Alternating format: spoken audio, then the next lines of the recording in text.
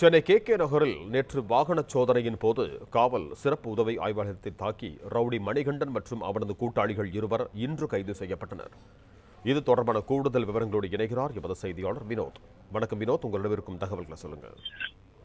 Chennai K நகர் கன்னிகாபுரம் பகுதியில் இருக்கக்கூடிய இன்று அதிகாலையில் அங்கு வாகன சோதனையில் கே நகர் காவல்துறையினர் ஈடுபட்டு இருந்தனர்.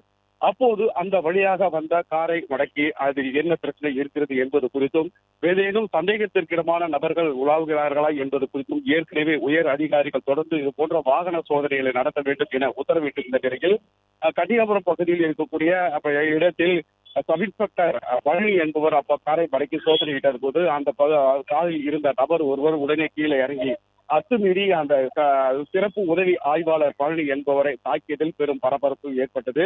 இதையடுத்து அங்கிருந்து தப்பியோடிய நபர்கள் குறித்து போலீசார் தீவிர விசாரணை நடத்தி வந்த நிலையில் மாற்று இடத்தில் ரோந்து பணியில் ஈடுபட்டிருந்த போலீசார் உடனே தாக்குதலுக்கு உள்ளான சிறப்பு உதவி ஆய்வாளர் பழனி என்பவரை கே நகரில் இருக்கக்கூடிய அரசு மருத்துவமனையில் அனுமதிக்கப்பட்டு சிகிச்சை பெற்று வருகிறார்.